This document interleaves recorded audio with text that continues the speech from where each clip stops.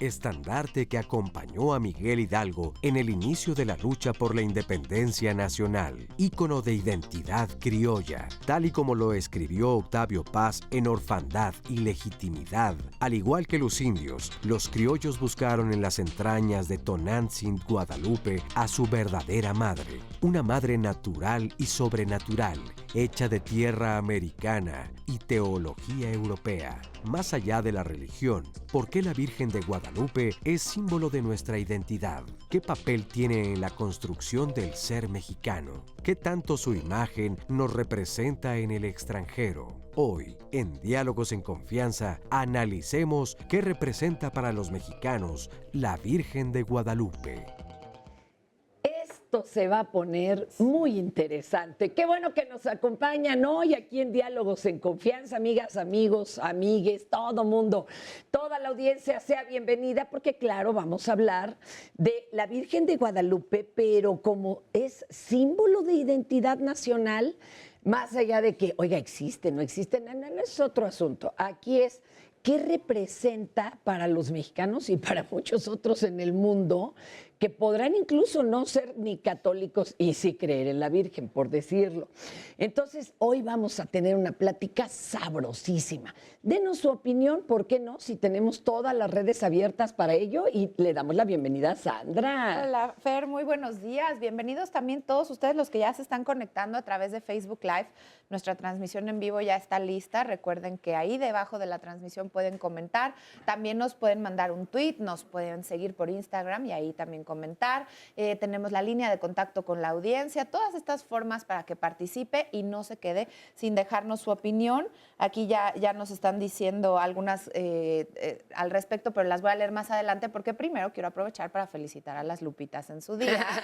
Sí. Muchas felicidades. Nuestra compañera de maquillaje, Lupita, ya la felicité en persona. Pero de noticias. Ahí de noticias. Bueno, en todo el canal habrá muchas compañeras Lupitas y a mi abuelita le mando un mi Yayita Lupita. Oigan, fíjense que es que de veras es un tema apasionante este de la Guadalupana. Dicen que ya es el santuario más visitado alrededor del mundo, con 20 millones de visitantes. Santuario mariano, aclaremos, porque si ya nos metemos en otras religiones, los números cambian. Bueno, simplemente ahorita calculaban que ya le estaban pegando a los 10 millones en la explanada de la Basílica, o sea, había 9.8 millones, haga de cuenta, más lo que se acumule todavía en el resto del día, los rezagaditos, pero también es muy interesante si de verdad es identidad nacional. Muchas gracias a nuestras intérpretes en lengua de señas mexicana, Istiel Caneda y Anel Hernández, que hoy nos están acompañando. Y antes de presentarles a nuestros especialistas, vamos a platicar con el historiador Santiago Sosa Salazar, que nos da su apreciación, su versión de los hechos, y acá luego aterrizaremos otras. Vamos a verlo. La Virgen de Guadalupe tiene como origen un nombre árabe que significa río empedrado. De hecho, la Virgen de Guadalupe fue traída de cierta forma por los españoles y fue adoptada por los indígenas en un fenómeno que se llama sincretismo. El sincretismo en México básicamente es la unión entre la religión mexicana o mexica, náhuatl, y la tradición católica española. De hecho, para 1535, que fue la primera aparición por Juan Diego, quien, por cierto, no es un pobre indígena, sino un príncipe de la nobleza indígena, que estudiaba en el Imperial Colegio de la Santa Cruz, que por el nombre imperial significa que era vigilado por el mismo emperador. Entonces, Carlos V, que fundaba ese colegio, llevó a estos estudiantes a estudiar las costumbres españolas. Muchas de ellas, inclusive, llegaban a tener estudios como de teología, de latín, de muchas de estas otras razones, y el culto a la Virgen de Guadalupe sucede en el Cerro de Tepeyac, el cual era un centro de adoración de la antigua diosa Tonantzin, de los nahuas, y esto sirvió más que nada para llevar a los indígenas, acercarlos a la religión católica más que nada. De repente sucede como en las crónicas, mucha de la religión católica que fueron llevando los españoles a lo largo del siglo XVI y siglo XVII sorprendió inclusive a los españoles porque cuando llegaban a las zonas como Sinaloa o la conquista del norte de México, la Gran Chichimeca, como se dice, muchos de ellos ya tenían adoptados a la Virgen de Guadalupe, increíblemente. ¿Por qué? Bueno, es un fenómeno que tomaría mucho tiempo explicar, pero básicamente es eso, ¿no? Es un símbolo de identidad nacional, no solamente porque de cierta forma uno de los grandes milagros de la Virgen de Guadalupe fue evitar tantas muertes por la culturalización de los indígenas por los españoles, ¿no? En muchas regiones de México no solamente es exclusivo el culto a la Virgen de Guadalupe, sino este fenómeno de sincretismo es lo que permite que zonas huicholas, inclusive zonas mayas, conjuguen estas tradiciones, ¿no? Como mayas, hablándole a sus dioses, ritos que pertenecen a la tradición maya, en un ejemplo claro, y al mismo tiempo alabar a Dios. De otra forma, como otro ejemplo, está el fenómeno de los concheros. De hecho, una teoría que me encanta de la maestra Paola Sosa, habla precisamente de cómo estos niveles sincréticos llevaron a la preservación inclusive de la cultura mexicana, ¿no? Bajo el velo de una cultura española. Bueno, eso es una versión, digo, es como también las figuritas que nos llegan de China, en donde ya no es moreno claro, ya es definitivamente parece Cortés. Pero eso es una versión. Déjenme primero agradecer al público aquí presente. Gracias. Gracias por estar aquí. Y de veras es un súper esfuerzo, amigos, que nos ven en otras ciudades, porque pues si bien a esta hora todavía está tranquilo el tránsito, la ciudad lleva desquiciada ya varios días que van llegando las peregrinaciones. Gracias por estar aquí, mi querido Héctor Zagal. Un gustazo Gracias. estar aquí. Filósofo, escritor, profesor de la Universidad Panamericana. Muchas gracias. Mi querida Mónica Uribe, politóloga e historiadora de la Iglesia en México contemporánea. Gracias. Gracias, Fernanda. También a José Cruz López, filósofo y catedrático de la Universidad Juan Pablo II, perteneciente a la Universidad Anáhuac del Norte. Gracias. Y claro, no podía faltar Josué Tinoco, muchas gracias. Investigador en Psicología Social de la Religión de la UAM Iztapalapa. A ver, arranquemos primero, antes de aclarar que si era de familia real, que en cuanto a identidad nacional, ¿la Virgen de Guadalupe ya es uno de nuestros iconos o cómo lo ven ustedes? Pues yo creo que es un proceso, ¿no? Hoy por hoy sin duda es un rasgo de identidad nacional, pero la identidad no es que sea una esencia, sino es como un rasgo de carácter. Pero eso es, yo creo que es el gran momento en el que la Virgen de Guadalupe se nacionaliza, es en el siglo XIX. ¿Por qué? Porque en el siglo XVI prácticamente no se habla de ella. En el Oye, 16 pero con todo y que empezó la independencia, ¿no? Pero a ver. eso es bien interesante. Es en el 16 casi no hay imágenes No hay de ella. Guadalupe. No hay imágenes y no hay testimonios. Eso es muy importante. En el 17 ya hay, pero es en el 18 cuando Miguel Cabrera comienza a pintar a la Virgen de Guadalupe. Pero claro, pensemos que México era muy grande y en realidad es sobre todo del centro de la ciudad, del país. Y es hasta el siglo, justo con la Guerra de Independencia, cuando la Virgen de Guadalupe se va a convertir en el símbolo de los insurgentes. Va a haber una orden secreta de conspiradores independentistas que se llamarán los Guadalupes. Y luego ya, digamos, como la apoteosis es cuando el primer presidente de México se pone como nombre Guadalupe Victoria. Pues yo creo que es un ¿Se proceso. puso como nombre? Claro. O No, sea, no nació Guadalupe Victoria. No era Guadalupe. No. Ah, hijo, ¿y por qué? ¿Para ser más nacional? Claro, exactamente. Yo creo que por eso... Mire, nos espantábamos de que el señor Fox trajera, ¿no? La Guadalupana. En otros contextos. Bueno, O sea, de una sociedad teológica a una división. moderna. Yo creo que es un proceso, ¿no? Y hoy por hoy, sin duda, ya la Virgen de Guadalupe es un fenómeno en prácticamente todo el país, pero ha sido paulatino. Y en el mundo. Y en el mundo. Ese en sí ya Estados fue de Unidos. exportación, ¿no? Justamente Adelante. haya sido esta parte de, históricamente, con la independencia y este pleito entre las dos vírgenes. Remedios y Guadalupe. Exactamente. Que A ver, permitió... hay que platicar el play. Es que no Ese es todo mundo buenísimo. fue al catecismo, maestro. A ver, Lo que platíquenos. sucede es que la virgen que trajeron los españoles era la de los remedios, porque es la que protegía justamente a los conquistadores. Y posteriormente aparece la Virgen de Guadalupe y es la más cercana. Pero entonces queda así la polémica siempre entre, pues es la cercana a los criollos españoles, es la cercana a los indígenas, y en la independencia es cuando toman partido, vamos a decir. Y dice las vírgenes, nosotros con y la entonces, morena. Exactamente, y de hecho hasta hay historias, hay anécdotas que nos puede contar bien el doctor Zagal, donde fusilaban a las imágenes religiosas cuando las capturaban. Entonces capturaban a un grupo de guadalupanos o de los realistas y había que fusilarla incluso a la imagen. Bueno, en la Revolución Francesa degollaron hasta los santos de piedra.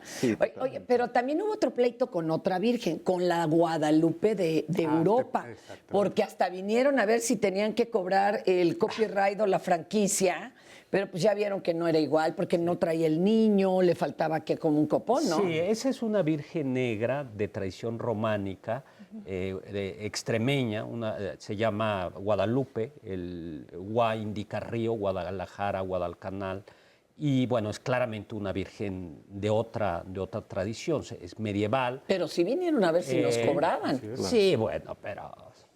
No pudieron.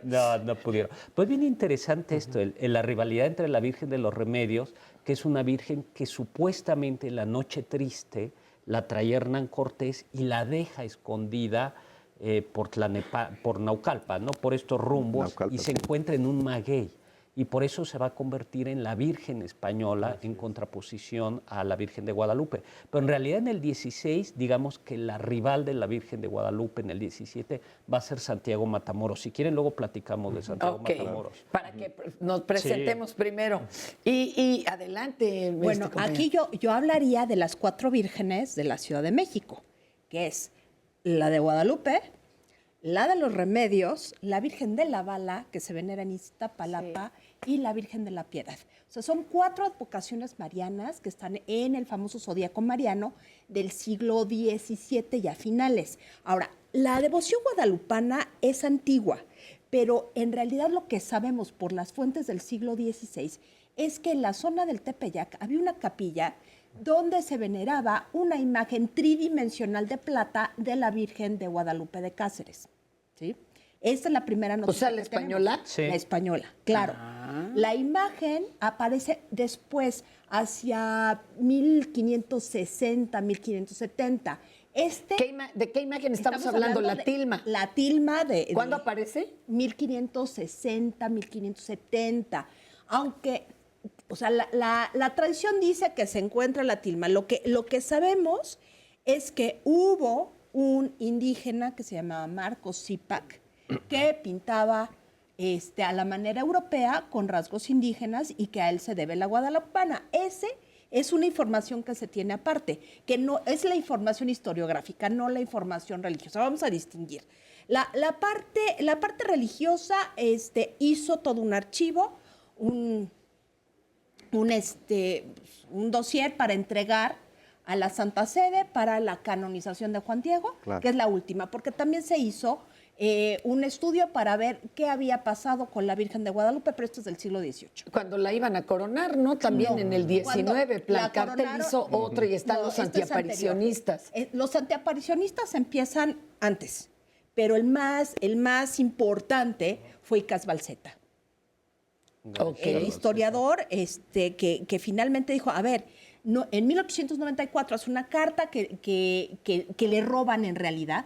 O sea, aquí hay un misterio muy interesante. O sea, realmente la historia guadalupana, no la de la devoción guadalupana, sino la historia de todo lo que está alrededor del culto guadalupano, es una historia de Sherlock Holmes. Ah. O sea, verdaderamente sí. Aparecen y desaparecen. Aparecen y desaparecen documentos. Está la historia de Casbalceta, de García Casbalceta, Joaquín García Casbalceta, que curiosamente está enterrado aquí a la vuelta en la iglesia de San Cosme, y ahí está su tumba con la de su esposa. Le pide el arzobispo Labastida, le pide, a ver, vamos a hacer una canonización de Juan Diego, podemos, no podemos, y él empieza a indagar y ve las fuentes. Él era un historiador amateur, era mexicano, pero se tuvo que ir a España porque le tocó la parte en que corrieron a los españoles después de la independencia, pero regresa a México. Y el caso es que empieza a hacer indagaciones y en la carta de 1884 dice, no encuentro nada acerca de Juan Diego. Pero lo del culto es innegable. El culto ya estaba aquí. Ahí está. Por lo menos en 1621 ya era claro el culto de la Virgen de Guadalupe en la Ciudad de México. ¿Y cuál sería la otra versión si no es que fue un príncipe de la realeza Juan Diego? ¿Qué otra en los dogmas que se cree? Es importante traer pues aquí a la mesa del diálogo el concepto de la identidad. Yo considero que la identidad es contingente, es decir, la identidad no está hecho ya, es una transformación. Está viva. Yo considero, sí, totalmente, yo considero que a partir, sí, hablan del indígena, hablan también de una filosofía escolástica que viene de Europa, a partir de los franciscanos, los dominicos, luego a posteriori llega a los jesuitas, la Compañía de Jesús. Pero sin embargo vemos también en ese tiempo de la aparición, que es parte del dogma de fe, de la aparición de la Virgen de Guadalupe, vemos también una sociedad marginada, los indígenas también viviendo en una extrema pobreza. Y sobre todo esa imagen que representa una iconografía, porque representa también un aprendizaje, cuando lo ves, lo puedes visualizar, mueve muchos corazones de las personas. Personas que se levantan muy temprano, conviven y demás, y siguen, es decir, siguen parte de ese pensamiento. Y en efecto, a lo mejor traigamos al pensamiento de Juan Diego, si era así, pero al final de cuentas, si nosotros hacemos un poco de comparación, las otras apariciones de la Virgen, porque la Virgen es la misma, porque son diferentes vocaciones, la Virgen de Portugal, también tenemos otras apariciones que todavía no está avalada por la Santa Sede, la Virgen de Medjugorje, se les aparece a personas sencillas, ¿no? Vemos también personas que tienen cierta marginación social y demás. Y eso nos da, considero yo, cierto aprendizaje de saber que México es una población también cultural, pero es importante comentar que la identidad todavía no está hecha, yo creo que es una transformación. Y ahorita voy a comentar un poco de Samuel Ramos, el filósofo mexicano, sobre esa Samuel parte. Ramos, nos acordamos, cada quien se quedó con un pendiente. Claro. ¿Quiere tomar la palabra el maestro? Adelante. Finalmente, incluso el mismo Schulenburg planteaba, la parte del origen no está claro y probablemente no existió. Pero eso no le quita el elemento importante. La creencia de la gente le da un sentido. Ese creo que sería el punto fundamental. ¿Por qué lo cree la gente? ¿Por qué se aparece? De hecho, si revisamos históricamente y en los últimos años, cada vez se ha aparecido a la Virgen cuando la gente tiene una necesidad.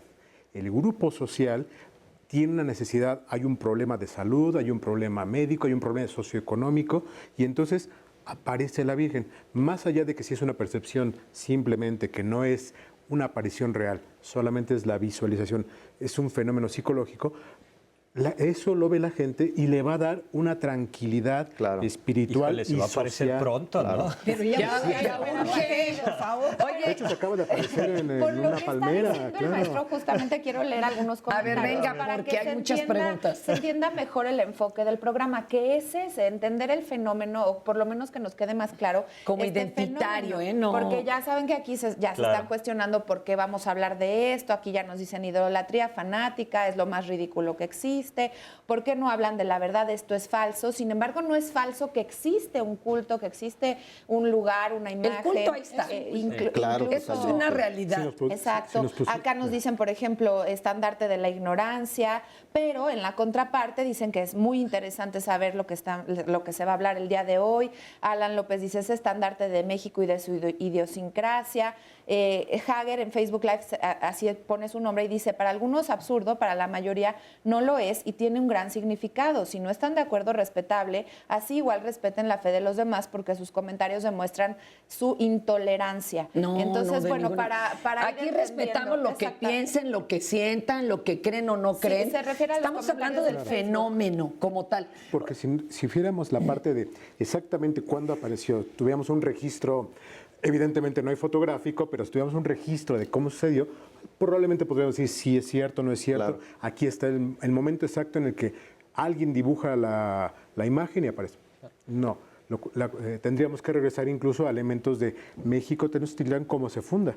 Y finalmente no tenemos certeza porque los códices originales fueron quemados por Tlacaelitl. Entonces, sabrá Dios si estaba el águila, y otros dicen que hasta en Guadalajara ya se habían encontrado un águila devorando una serpiente, pero no les gustó. Oigan, a ver, ¿qué elementos simbólicos también se agregaron a la Virgen para que fuera de una representación muy, muy aceptable para quienes estaba dirigida? Como tú dices, siempre se dirige a personas muy sencillas, con algún problema o carencia. En México seguimos teniendo más de la mitad de la población en pobreza, pues ¿cómo no le va a hablar, no? A un pobre y que además sea de tez morena en este país, pues se sabe que los más pobres tienen tez morena.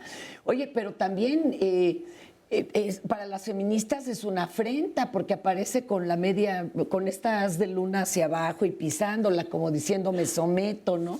Ya hay un chorro ya de ahí de elementos. Es una virgen apocalíptica. Exacto. Si quieres, yo creo que Cuéntenos. Una virgen apocalíptica es en el Apocalipsis de Juan, o atribuido a Juan, se habla de una mujer vestida de sol con la luna a los pies y que aplasta con su talón a la serpiente, ¿no? Y la Iglesia Católica ha prefigurado y ha dicho que eso es una representación de la Virgen. Entonces, justo cuando la Virgen aparece con estos rayos, está vestida de sol, aparece con la luna que está sometiendo y está sometiendo al demonio. En este sentido es una referencia, es una Virgen muy estándar. Una cosa que yo quería contar, que es poca gente, a pesar de que ahí está, sabe que hay también del siglo XVI, una virgen en Tlaxcala, en Ocotlán, Tlaxcala, donde hay un Bernardino, donde hay un Juan Diego, donde se aparece. Es exactamente la misma historia, nada más que esta virgen es un lugar precioso, Ocotlán, se aparece se quema un bosque y dentro de un ocote se descubre una virgen. Y es exactamente la misma historia y vuelve a haber esto que tú decías, alguien que le habla, la Virgen que le habla a un indígena, el tío que se salva, el pocito, y eso está en Tlaxcala. Y que algunos dicen, es lógico, Tlaxcala siempre ha sido muy independiente, era la República de Tlaxcala y veía como con desprecio a México y entonces aparecen dos tradiciones iguales prácticamente. De hecho, se dice que hay un montonal de apariciones, no solo la de Tlaxcala, es idéntica. A mí me gustaría referirme a un punto que es bien interesante. El Nican Mopohua está escrito... Hay que explicar qué es el Nican Mopohua. El Nican Mopohua es el relato que dice, esto sucedió, que hace toda la relación de las apariciones y los milagros de la Virgen y nos da el contexto. Y el encuentro con Zumárraga, supuestamente. Sí, todas las... Y lo escribe un escribano que no estuvo ahí presente, pero que narra algo que le dijo a alguien que sí estuvo presente. Claro. Hagan de cuenta que... Dicen que dijo. Exacto. Yo le cuento a una nieta mía y esta nieta lo escribe. O sea, no le constó, pero le contó a alguien que estaba. Ahí hay un punto muy interesante. La estructura de la narración es exactamente igual a las apariciones de las vírgenes europeas. Estoy hablando de Guadalupe, estoy hablando del Pilar, estoy hablando de Valvanera, de todas las advocaciones marianas españolas. Siempre es la Virgen que se aparece, que encuentran una imagen en los lugares más extraños, dentro de un árbol, dentro de un panal, junto a un río, escondida, la Virgen de Montserrat, por cierto. Son todas estas vírgenes que tienen la historia de un niño o campesino pobre, o sea, alguien vulnerable que se la encuentra y ocurre un milagro y empieza la veneración y es una veneración popular. Esto es lo que se refleja en Ocotlán, en Guadalupe, Remedios. Remedios es muy claro, porque sí tenemos la idea de dónde viene la imagen. Es una imagen flamenca que venía con uno de los soldados de Cortés, que podemos datarla perfectamente. Es una muñequita articulada. Sí, es una cosita de este tamaño, es una cosa preciosa. Como la de Zapopan, ¿no? Es como la de Zapopan, sabemos que es de origen flamenco. Tenemos datos muy puntuales acerca de la Virgen de los Remedios.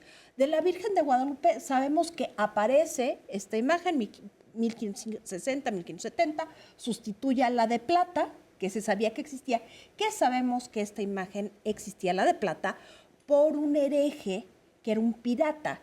que trajeron, Miles Phillips se llamaba, que trajeron encadenado y pasó por la ermita de Guadalupe en ese momento, y tenemos un testimonio completamente ajeno del culto y se le fueron los ojitos, dijo, ay, préstemela para llevarla al empeño. Entonces, tenemos esta historia del relato. El relato es europeo en su forma, pero está escrito en náhuatl, ¿no? Lo que nos habla de que fue escrito por alguien que conocía las dos tradiciones y que probablemente estuvo, que es lo que se sabe de Valeriano, que con los jesuitas, ¿no? Estuvo en el colegio de Santa Cruz de Tlatelolco, que era el colegio para los indígenas nobles, que estaban aprendiendo las dos culturas. Donde estuvo Sahagún, ¿no?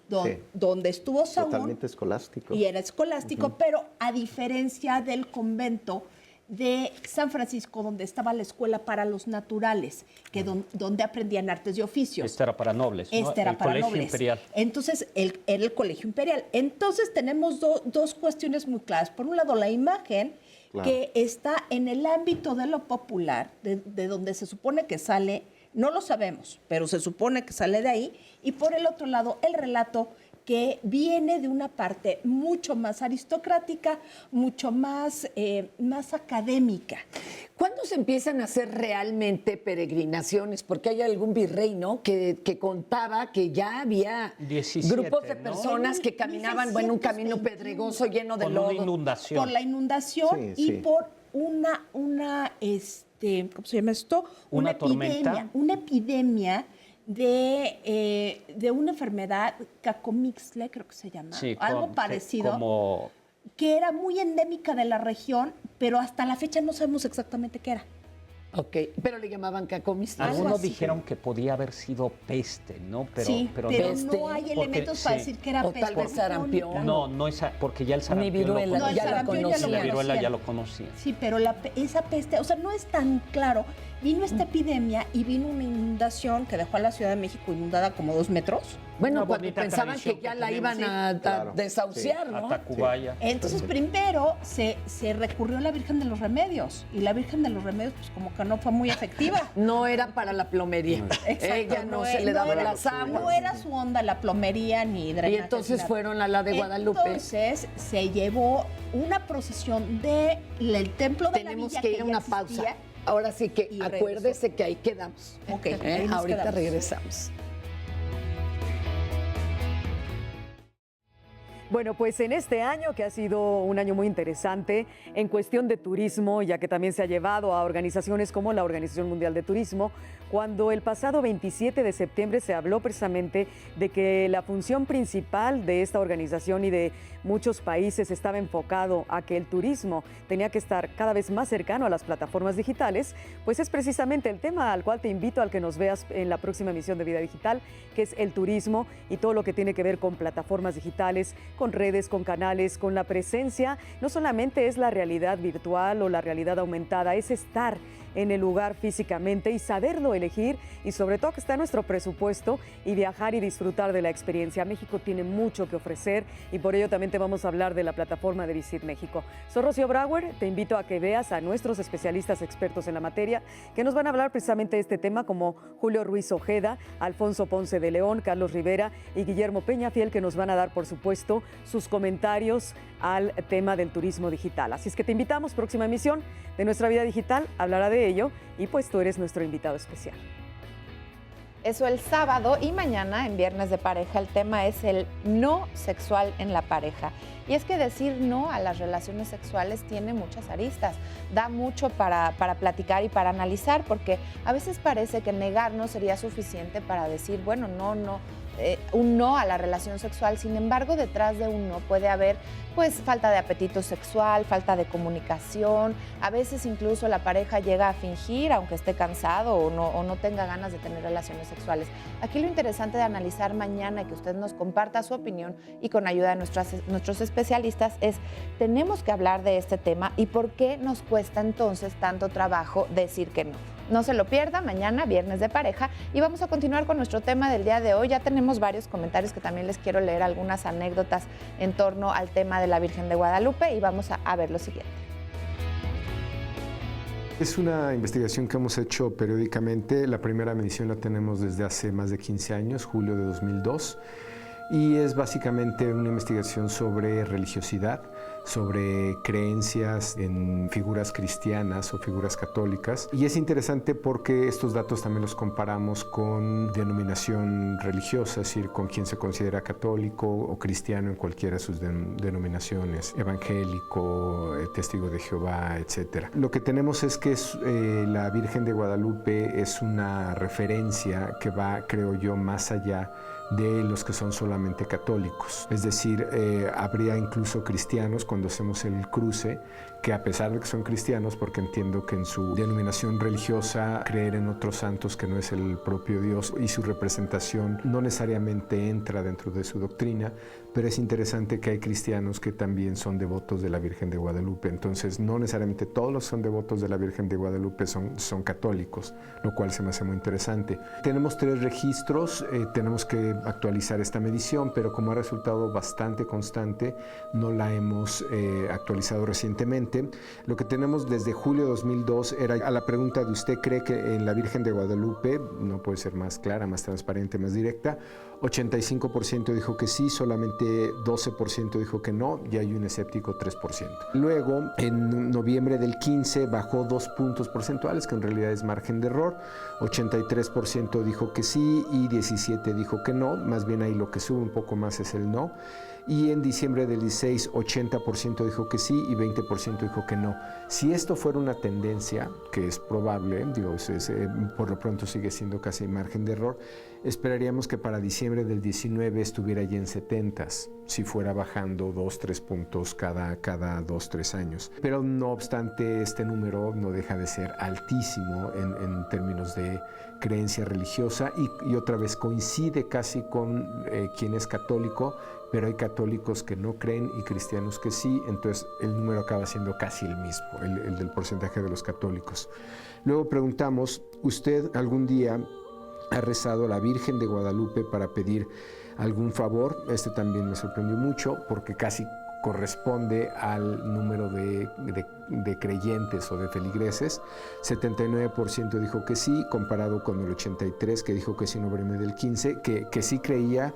De ese 83, digo, solamente 4 puntos menos dice que le ha rezado, y del 80% en diciembre del 16 prácticamente todos dijeron que le habían rezado. Creo que es interesante que esta sea una virgen que es parte de esa historia pues en la cual hemos crecido, nos han educado, en la cual tenemos libros clásicos como el Ulises Criollo de Vasconcelos, en fin, hay toda una literatura sobre el mestizaje en este país.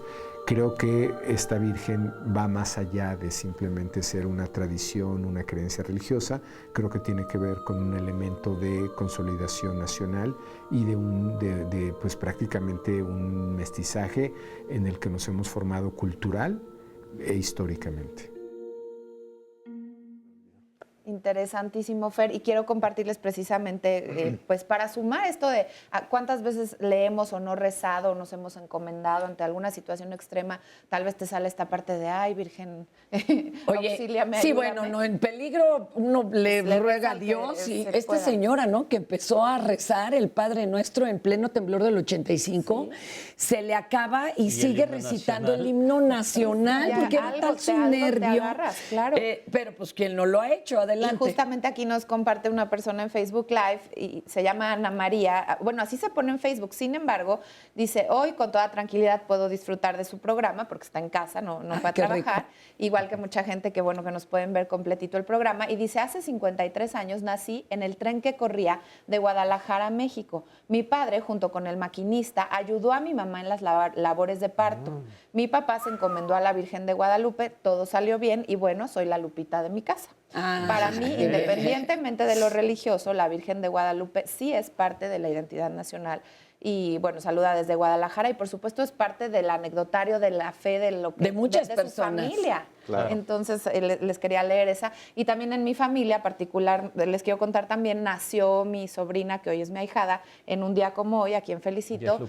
Pero ella tuvo una complicación, mi prima, en el parto, es hija de mi prima, estuvieron gravísimas, mi prima en terapia intensiva 2 semanas, porque perdió mucha sangre, y mi sobrina el día de hoy es una niña sana, y el día que se bautizó se le llamó Lucía Guadalupe.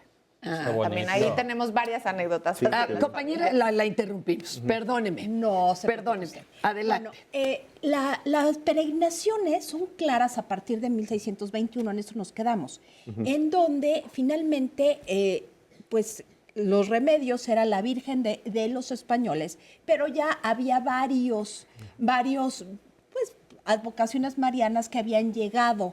Ya estaba la Virgen del Pilar, ya estaba la Virgen de Covadonga, o sea, ya estaban muchas advocaciones marianas que se veneraban tanto Veracruz, Puebla, México, que era el eje por donde llegaban todas estas advocaciones. Entonces, bueno, en el momento en que la Virgen de los Remedios no funciona, viene la Virgen de Guadalupe, ya es la que para la inundación y la epidemia.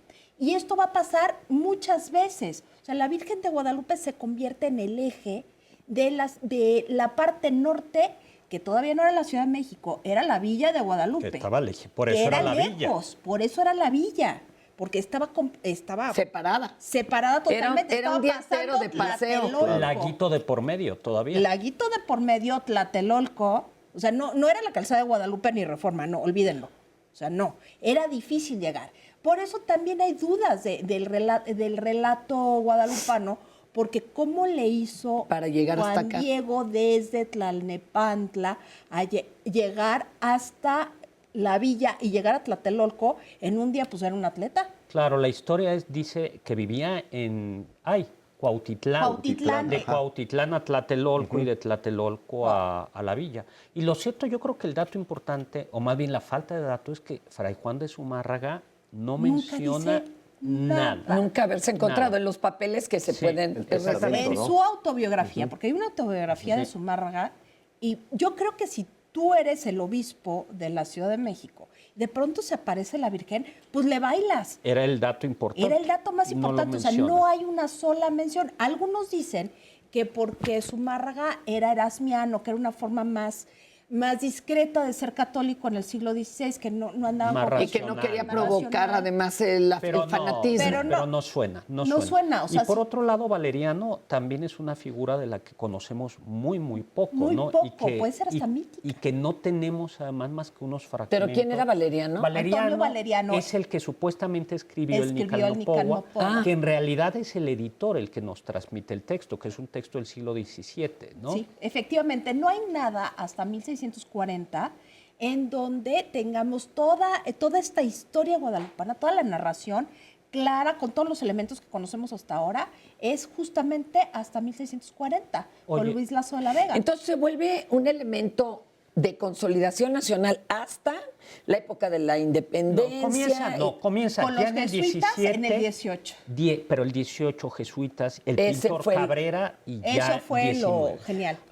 Y perdón, y nos decías que la sacan cada que hay lo que estábamos mencionando, un problema. Exacto. Cuando estaba mencionando esta parte de la epidemia, la inundación que tuvimos, recordemos justamente que en el 2009, cuando tuvimos la influenza, en la catedral sacaron a la Virgen que tenían ahí y le hicieron un recorrido alrededor de la catedral como una forma para decir, apaciguemos esta enfermedad que tenemos. En pleno siglo XXI. Exactamente. Entonces, siempre las imágenes religiosas funcionan en ese sentido. Claro. Como una forma de... Consolidan, unen, exactamente, apaciguan. de acercar, de vincular lo espiritual con lo físico, la dolencia que estás teniendo en este momento. Oye, Fernanda, yo creo que algo muy importante es, la Virgen de Guadalupe es un fenómeno religioso, se puede tener o no fe, pero incluso comentábamos, ¿no? Para los católicos no es obligatorio creer en la Virgen de Guadalupe. Un católico culto sabe que el núcleo de la fe es más o menos el credo y que la Virgen de Guadalupe no forma parte... O sea, la creencia en ella no es obligada tú para puedes el dogma. Tú para puedes el ser un dogma. católico practicante y no creer en la Virgen de Guadalupe. O sea, eso es muy importante. ¿Cuándo empiezan a aceptar diferentes apariciones y demás? Es decir, actualmente no se considera ni el San Judas Tadeo como tal, bueno, ya ni decir la Santa Muerte o el Malverde. Bueno, eso no juega. De culto. O El sea, catolicismo no ¿cuánto tarda en que algo se acepte o qué tiene que cumplir para que se acepte como... Es muy complicado. Antiguamente, lo más importante es, al principio es por tradición. Es decir, comienza a haber en los primeros siglos de la Iglesia cultos y la gente comienza a rendir culto. Pero luego ya, por así decirlo, se burocratiza. Ya hay Mónica nos lo podrá contar, hay un sistema para saber si se acepta o no se acepta. Claro. Eso es a partir del siglo XVI. Cuando justo los protestantes dicen, a ver, los católicos inventan todo esto, la Iglesia Católica dice, a ver, va a haber un proceso para decidir si es aceptable o no aceptable un culto. Es a partir de Trento, ¿no? Es a partir de Trento porque justamente... Por favor, expliquen qué es Trento. El concilio de Trento Estamos muy serios. es como No, están ustedes Vaticano muy elevados, mis amores, y uno muy desmañanado. Entonces, a ver, el concilio de Trento es una reunión que se hace por muchos años, porque realmente duró como 20 años, a mediados del siglo XVI. ¿Cómo duró de corrido? Sí. Para que no nos quejemos de que luego las comisiones se tardan en durar mucho. Por ejemplo, para que alguien sea declarado santo por la Iglesia, bueno, eso sí puede tiene tardar que pasar décadas. 200. No, depende. También si tienes palancas. Oye, a ver, pero ¿qué estaban discutiendo? Ni el Temec duró tanto. Exacto, estaban discutiendo frente a la reforma protestante que había puesto en jaque todo el dogma. Estaban discutiendo qué era lo que iba a ser católico frente a lo protestante y tratando de disminuir el impacto de la resistencia protestante. ¿De qué año estamos hablando? Estamos hablando de 1540, 1560. ¿Y qué elegían y qué no elegían? Por ejemplo, no había un índice de la Biblia. Es decir, es el concilio de Trento. Los que dicen esto sí, esto no. Dice esto sí, esto no. Se define el celibato, por ejemplo. El celibato se establece ya de fijo en el concilio de Trento. Trento es una ciudad en Italia que está a la mitad del imperio, bueno, de lo que era el imperio, Sacro Imperio Romano Germánico, pero está en Italia. O sea, era parte de los dominios de Carlos V, nada más para dejarlo claro. Y la cuestión es que ahí se reunieron protestantes y católicos para llegar para tratar de llegar a un acuerdo de qué era la fe. Entonces, ahí queda claro qué es la Trinidad. ¿Qué era la fe? Era un Temec. Era un Temec. Claro. Oye, ¿y a quién le cobras aranceles y a quién no? Sí. Sobre todo la cuestión de la autoridad papal sobre el resto de los obispos. Las condiciones para ser sacerdote. Ahí se inventan los seminarios como tales. Mira. Para ser sacerdotes. Pero es importante mencionar que ahorita lo que estamos comentando, en 1540 se funda la Compañía de Jesús, que llegan aquí a América. Llegan en 1575. Y en 1545 se realiza lo que es este concilio.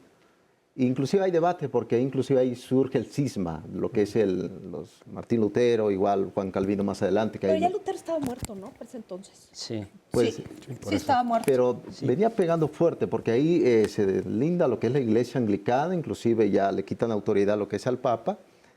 Pero inclusive ahí se va generando ideas también, porque esas ideas, al final de cuentas, inclusive la propia fe, que significa latín fides, mueve a las personas. Aquí, por ejemplo, que ahorita estamos viendo los comentarios que dicen, bueno, ¿para qué hablan del tema de la Virgen de Guadalupe? Al final de cuentas es parte de la cultura en México. Sí. Y lo comenta muy bien. Puedo yo creer en la Virgen de Guadalupe, pero no soy católico. ¿no? Puedo ser yo católico y no creer en la Virgen de Guadalupe. Pero es importante, hace poco comentaron el libro 27, que es del Apocalipsis de San Juan, que habla de la Virgen, pero también aparece el fenómeno de la Virgen en el protoevangelio, en el Génesis, ¿no? Donde aparece, tu mujer vas a pisar a esta serpiente. Eso es como, los teólogos lo ven como un protoevangelio antes del evangelio. Pero quiero salir rápidamente a colación a Samuel Ramos, que habla del perfil del hombre y la cultura en México, con base a la identidad. Él comenta que la cultura en México es una cultura que siempre anda imitando otro tipo de factores externos a ellos. Yo creo que es importante también ir definiendo qué somos nosotros. Concepto de identidad que viene de latín ides, lo que vamos a hacer o lo que somos. Es importante eso, porque el fenómeno ya está. Sea del siglo XVI, sea del siglo XVII, ya está el fenómeno en México. Y mucha gente se mueve, mucha gente camina. Pero al final de cuentas hay algo más allá que la parte de la razón. Yo creo que puede ser el concepto de la fe, que hace que la gente se levante temprano, hace que la gente tenga, es que me hizo este milagro, es que sucedió Oye, esto. que jure y funcione más rápido que el doble A. Claro. Sí, Sí.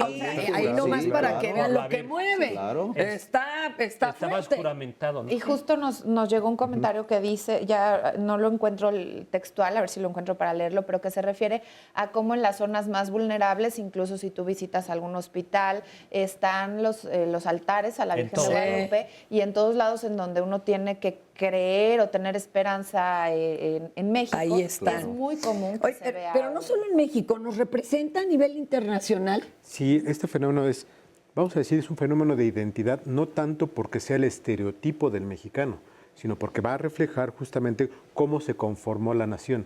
Entonces, tenemos imágenes, tenemos estructura, pero es una identidad. Nos refiere cómo se consolidó nuestra nación, pero no necesariamente cómo consolidamos nuestra fe, que es lo que mencionaban. Mencionábamos hace un rato, los católicos en Estados Unidos, platicando este punto, para ellos la Virgen de Guadalupe no es importante y son católicos. Entonces, ¿es un elemento de identidad de lo mexicano? Sí. No de los mexicanos en general. Es no es el otra cosa. estereotipo. No es la cuestión de que finalmente si eres mexicano tienes que ser guadalupano. Y No, moreno. Exacto. No, Entonces ya pues ese es el sabemos estereotipo de y muchas lo único formas. que hace es perjudicar porque entonces impide la diversidad de opiniones, la diversidad de juicios que podemos tener interno. Entonces sí forma parte de nuestra identidad, como también la colonia, como también lo prehispánico. Vamos perdón, ahorita rezamos, doctor. Vamos a ver este sondeo. Sí. A ver qué nos cuentan cada uno en su pensar. Tengo trabajando aquí 20 años. 12 de diciembre las ventas se incrementan al 100%. Tenemos pues un índice de venta para todos los que estamos aquí trabajando muy bueno y es lo que ya estamos esperando la temporada. Bueno, vendo desde hace 25 años y las ventas han bajado casi al 80. Somos bastantes comerciantes, pero bueno, nos seguimos manteniendo aquí al pie por las necesidades económicas que cada quien tenemos. Antes vendíamos un día del 11, vendíamos hasta 5,000, 7,000 pesitos. Hoy estamos hablando hasta 1,000 pesos, nada más. Y así, bueno, yo porque vendo en la mano, pero los puestos fijos, negocios grandes, pues también han visto la diferencia de que han bajado mucho las ventas. Mi familia lleva veniendo alrededor de 20 años aquí en alrededor de la Basílica de Guadalupe. Yo desde niña empecé a los 5 años a vender veladora y fui creciendo y empecé a vender más artículos y así. Tenemos unos familiares que se encuentran en Pachuca, también venden esto, pero ahí tenemos la fábrica donde, bueno, es una casa, pero ahí hacemos todos los tipos de bultos como las vírgenes, San Judas, todo eso. En sí, cuando es la temporada decembrina, llega más visitante, tanto nacional, mucho nacional, como extranjero. ¿Por qué? Por el 12 de diciembre. Aquí en Plaza Barrio Mágico, Guadalupe, contamos con todo desde flores, todo lo que ves, artículo religioso, flores naturales, playeras. Se vende desde algo muy chiquito que son los pin de la Virgen de Guadalupe, las figuras religiosas chiquitas, grandotas, las vírgenes de diferentes materiales, resinas, yesos, fibras de vidrio, todo se vende aquí. La verdad, la morenita nos ha dado, la Virgen de Guadalupe, mucho a vender, a conocerla tanto en México como a nivel mundial. A ver, cuéntanoslo todo. Y miren nada más qué interesante. ¿Qué te han dicho, Sandra? Porque hay una cantidad de anécdotas, historias que nos comparten. Compártenos la de tu amiga también. Nos estabas contando una. Nos estabas contando una de tu amiga, ¿no? A ver, platícanos. Sí, tengo una amiga judía que cada vez que sale de México y ve a la Virgen de Guadalupe en algún lado, se emociona y llora. Porque dices, porque es parte de lo nacional. Más allá de la creencia religiosa, es México. Claro. A ver, hay un concepto muy interesante que se llama comunidad imaginada, de un teórico que se llama Benedict Anderson.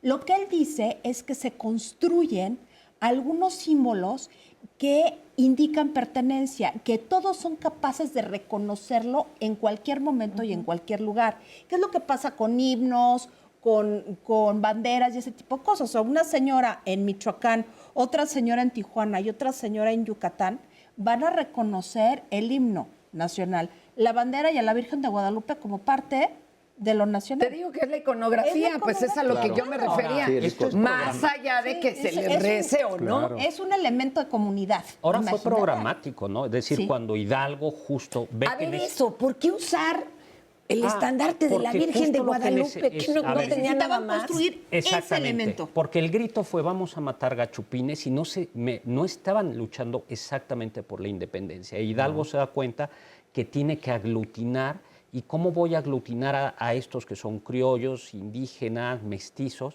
con la Virgen de Guadalupe? Pero, y a partir de entonces luego el primer presidente de México, Guadalupe Victoria, y luego los políticos del siglo XIX hacen la Orden de Guadalupe, con Iturbide, y después la resucita Maximiliano, que es justo, así como hoy, ¿cuál es? El águila azteca, creo que es la máxima condecoración.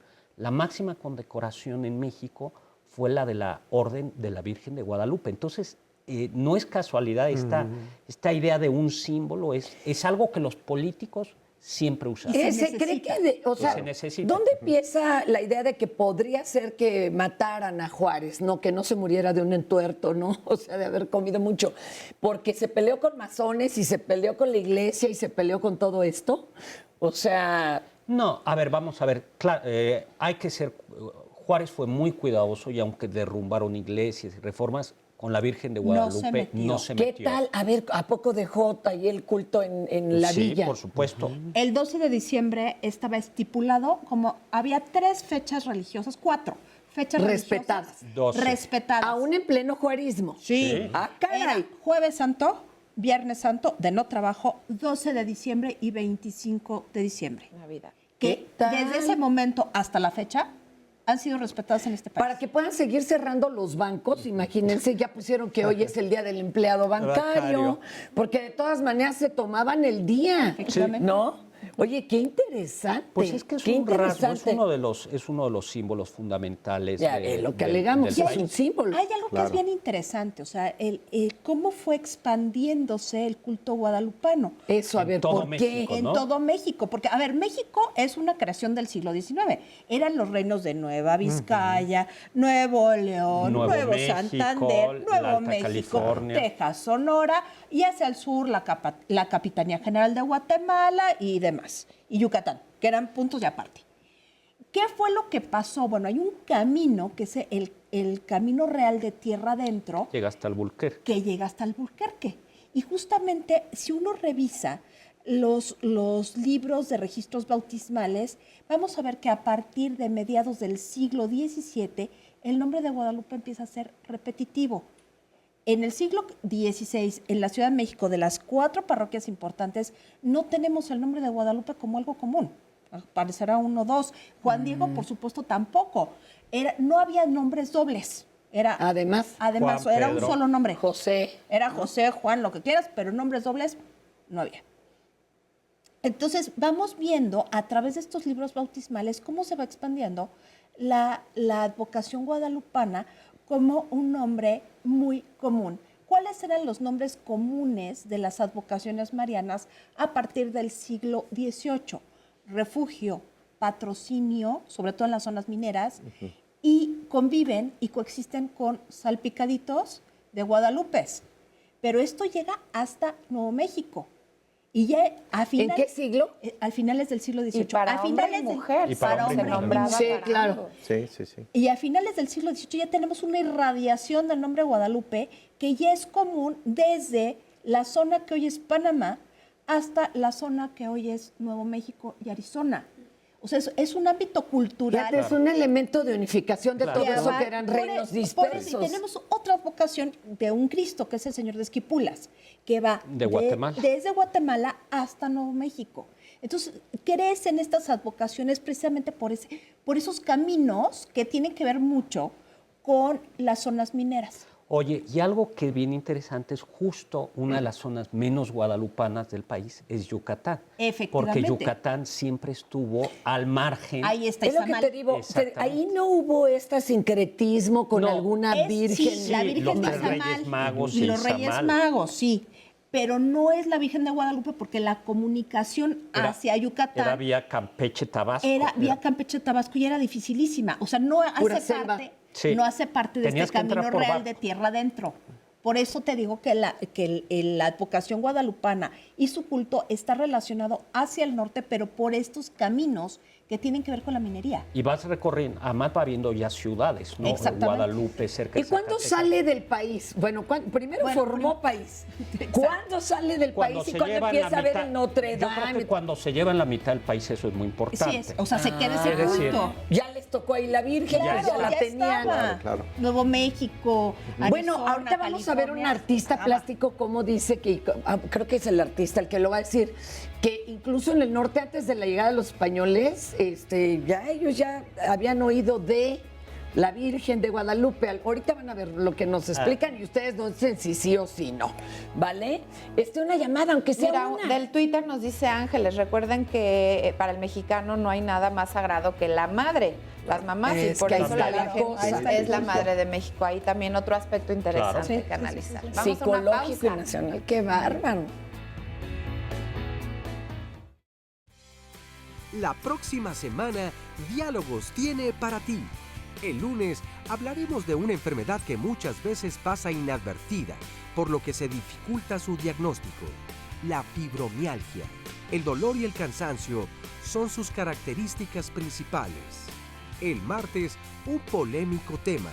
Las fiestas de nuestros hijos adolescentes. ¿Cuántas fiestas pueden ser demasiadas? ¿Somos los padres responsables por algo que suceda en una fiesta organizada por nuestros hijos adolescentes? El miércoles, dinos qué es el amor. Hablar del amor se le ha dejado a los novelistas, cineastas, poetas o a los enamorados, solo que es un tema que debemos hablarlo todos, ¿no lo crees?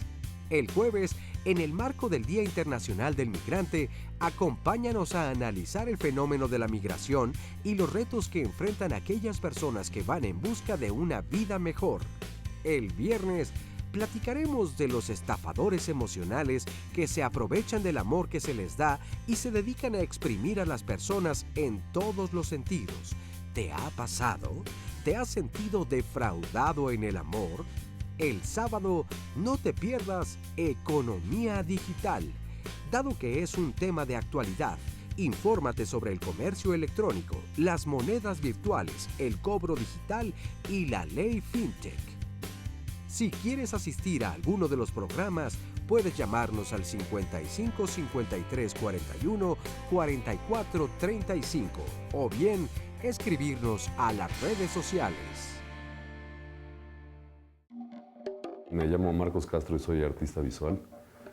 Trabajo en diferentes medios, escultura, pintura, dibujo, instalación. Y hace un par de años hice una pieza que es un mural de mosaico, un poco con la técnica de Talavera, en donde se ve la imagen de la Virgen, una especie de híbrido entre la Virgen de Guadalupe y la Coatlicue, que en realidad son como el mismo ser al final, ¿no? Entonces es una especie como de idea de una identidad futura en donde se vuelve a emancipar esta idea como de la Coatlicue, digamos, ¿no? A través de la Virgen. Al final, digo, cuando utilizas como esos símbolos, o sea, necesariamente estás hablando de identidad, ¿no? O sea, para empezar, por ejemplo, la Virgen de Guadalupe se utilizó como un símbolo como de bandera nacional, como un estandarte, ¿no? Durante la independencia, la Coatlicue es como la madre, como, ¿no? De los dioses, digamos, es la madre en la cultura azteca. Y al final esta idea como de colonización y ¿no? Ocurrió mucho a través como de cambiar como los símbolos, ¿no?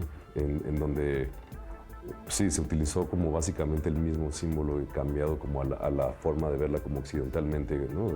Los colonizadores, para mantener como esta idea como de fe y estas mismas como tradiciones de alguna forma, sí, cambiando o apropiándose como estos símbolos, ¿no? Entonces, para mí será importante utilizarla en esta. Me gusta jugar como con esta idea como de identidad, pero pensarla como en el futuro.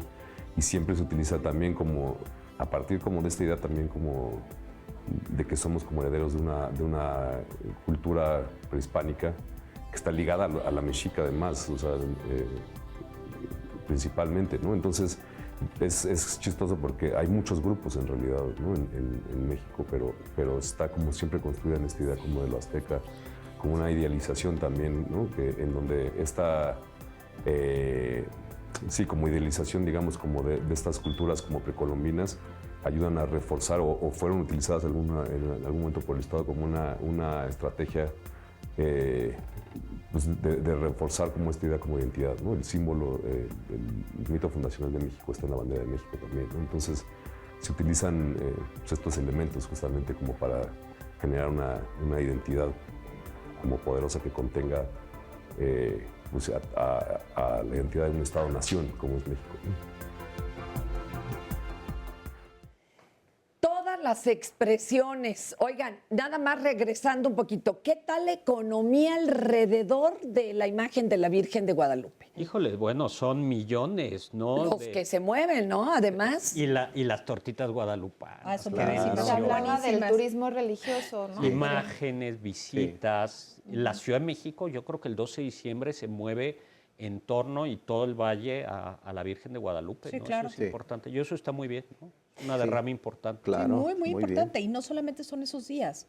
No es el día 12, es del 11 diciembre. hasta el 14. Desde por ahí del 8. Sí. Las rosas, o sea, sí es un motor. Sí, se mueve mucho.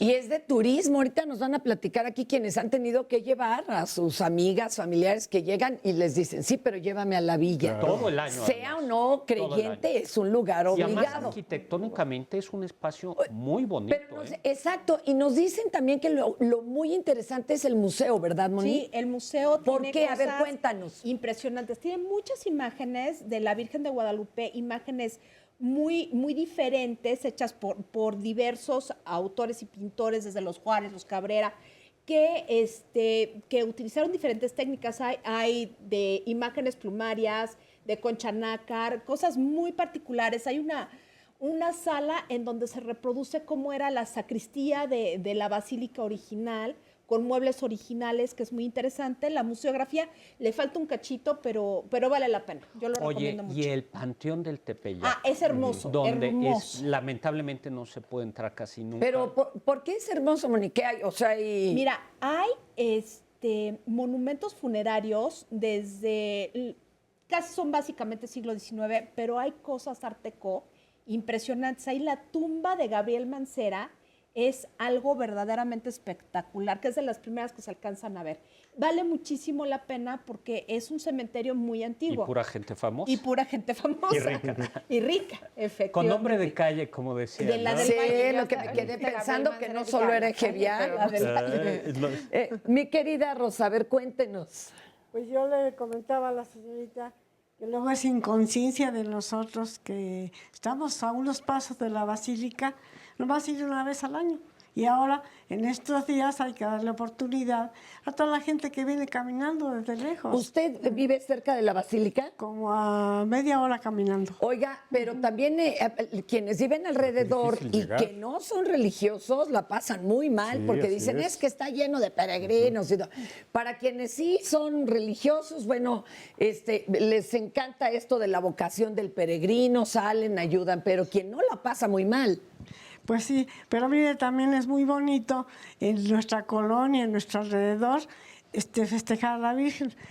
Por la casa de ustedes, en la mera esquina hay una ermita, bueno, se le dice ermita, está una Virgen. Y anoche ahí se le hicieron las mañanitas y después se comparte un poco de café o tamales o lo que sea. ¿Con los que están cantando? Con todos los compañeros de la comunidad. No, oiga, ¿quién organiza esas mañanitas? ¿Son los propios vecinos? Sí, los vecinos, todos los vecinos. No es que haya que pagar, es más bien que se juntan. No, es todo lo que... entre vecinos que nos juntamos. ¿Y cuánto tiempo ha vivido ahí, Rosa? Uy, ya tengo ahí como 60 años. ¿Ha cambiado la tradición? ¿Qué ha visto usted? ¿Más, menos gente, más vendimia, menos vendimia? No, sí se vende mucho más en esta temporada. Pero de cambiar, pues hay gente que sí se deja llevar por otras religiones o algo, pero yo sé, en una encuesta que hicimos de la parroquia, a mí me tocó entrevistar a un señor y me dijo, no, yo no soy católico. Y casualmente volteé y vi la Virgen de Guadalupe. Y le dije, ¿cómo no es católico? Y entonces la Virgen, a mi Madre Santísima, no me la toque. ¿Qué tal? Es lo que estamos diciendo. Se puede o no ser católico y seguir a la Virgen o viceversa. Gracias, Rosa. Y tenemos acá a Juana. Cuéntenos, compañera. Buenos días. Bueno, socialmente hablando, sí llega a afectar en el aspecto laboral y escolar, ya que tanta gente impide ¿Tú el también llegar a vives por tiempo. la zona? Sí, afortunadamente ahorita sí. No sé ni cómo llegaron.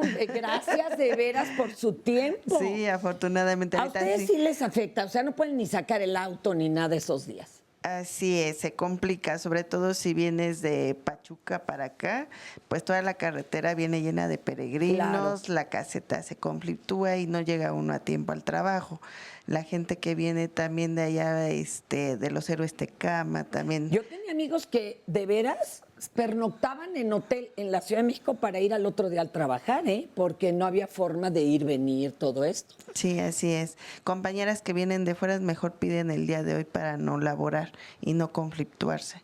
Y usted que vive, digamos que por el camino, ¿es creyente, no es creyente de la Virgen? Cuéntenos alguna anécdota. Bueno, yo soy creyente porque así me educaron mis abuelos. Yo crecí con mis abuelos y ellos cada 8 días acostumbraban ir a la villa y me llevaban caminando en ese entonces. Ahora ya es más fácil en el metro, ¿no? Claro. Ya yo no me conflictúo, ¿no? Yo dejo estos días para la gente que viene de fuera, es mejor. Claro. Y al otro día va y cumple, dice. Sí. Gracias. Acá tenemos a Grace. Hola, buenos días. Grace, cuéntanos, ¿cuál es tu relación con la Virgen de Guadalupe? ¿Es como ícono o si crees en ella? Bueno, a mí me gusta mucho viajar y tengo muchas amigas de muchos lugares diferentes del mundo.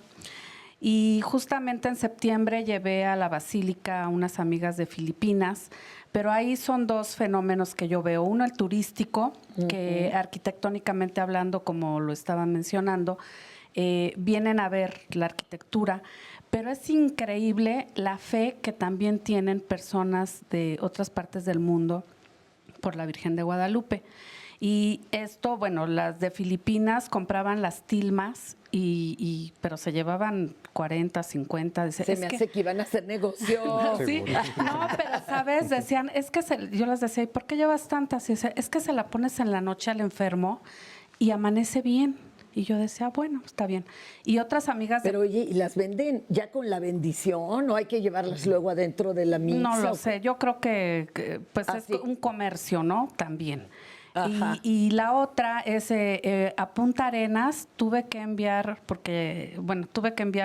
un cuadro de la Virgen de Guadalupe. Punta Arenas es el extremo más abajo del continente, hasta abajo. Sí, es que eso ya está del lado argentino, sí, ¿no? Pero Punta Arenas es del lado de Chile. Sí. ¿Y qué tuviste que mandar, oye? Pues un cuadro de la Virgen de Guadalupe y después fui y salió carísimo. Claro, el cuadro me salió en 300 pesos y el envío como en 1,200. Válgame Dios. Pero bueno, después fui y me di cuenta que también tienen una fe impresionantemente fuerte por la imagen de la Virgen de Guadalupe, y en Perú también tengo otras amigas y no, a mí lo que me causa es eso, que no es nada más es la identidad nacional. Y por otra parte, que como turista también vas y te encuentras en Notre Dame, te encuentras en Montserrat también, como íconos de... Algunos papas han sido también muy adeptos, ¿no? A la Virgen de Guadalupe. El Papa Juan Pablo II. Muchas gracias, yo creo Grace. que eso es otra parte, ¿no? Gracias. La simbología de la basílica, ahorita les pedimos que nos hablen de eso, a ver quién va levantando la manita. Consuelo, ¿cómo estás? Gracias por estar. Buenas tardes. Pues yo tengo la fe porque desde que yo nací me la inculcó mi familia, ¿verdad? Mis padres, y todos los años nos sacaban de indita, ¿verdad? De inditos para ir a darle gracias a la Virgen. Y ahorita que yo ya estoy grande, yo veo el piso y hago de cuenta que veo la imagen de la Virgen. A donde yo vaya en la iglesia o en otras partes, yo veo a la Virgen. Y tengo un hijo que que vivió en Chicago, ¿verdad? Y en Chicago la veneran allá los mexicanos. Imagínate. Y luego ahora vive en Vancouver, Canadá, y voy allá, pero él se casó con una de Vancouver que no es católica. Entonces, pero cada año que él viene, yo lo traigo a la basílica a darle gracias a la Virgen, porque ella lo está cuidando allá. Entonces, yo soy muy devota de la Virgen. Gracias, doña Consuelo, gracias. Y por además estar hoy aquí y no allá, pero le agradecemos mucho.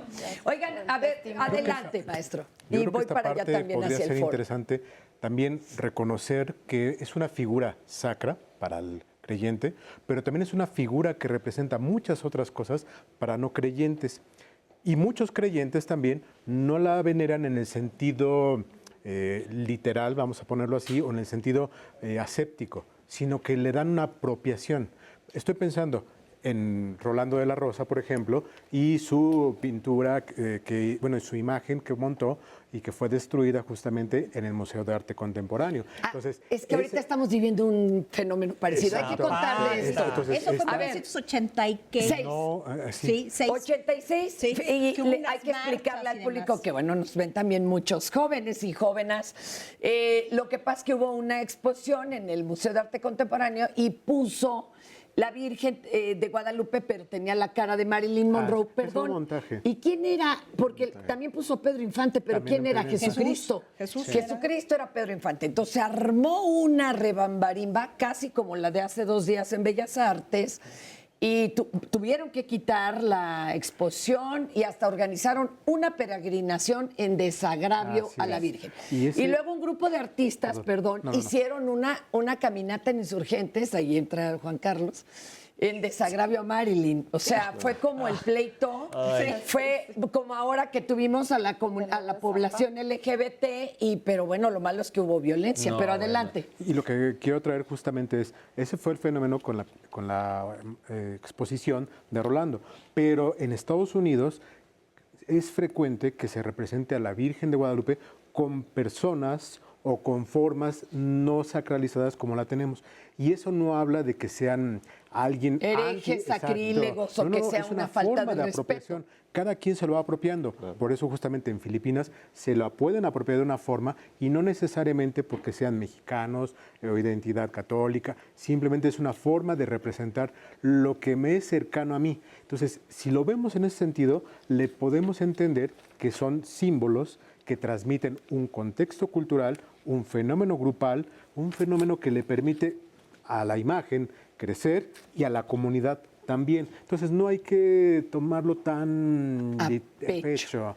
Oigan, porque muchas veces no es ni una forma de agresión. No, puede ser un homenaje incluso. A ver, pregunto yo, a nivel artístico, entonces, expresiones y cuántas intervenciones realmente ha tenido. Tú mencionabas un primer pintor indígena que pintaba al estilo europeo, ¿qué es? Marco Zipac. Hay quien dice que ese nada más lo llamaron para retocarla y pintarle los rayos, que supuestamente eso no lo tenía. Que era el verdadero autor y que se ve atrás, en los rayos X se ve atrás los arrepentimientos. ¿Qué son los arrepentimientos? Ah, caray, a ver si. El pintor corrige. Entonces, si tú lo ves con rayos X, dice se nota que había hecho al principio, luego después y luego después. Dice, a mí me dijo Monseñor Schulenburg, a mí personalmente, no me lo cuentan, me dijo que él había visto los arrepentimientos a través de rayos X y que las manos era donde se notaban más los arrepentimientos. Que es la parte más difícil de pintar. Que es la parte más difícil de pintar. Entonces, un pintor muy experto o muy buen pintor se reconoce por las manos. Y aquí, en este caso, las manos están así. O sea, se nota que no hay una pericia como para hacer unas manos más en movimiento.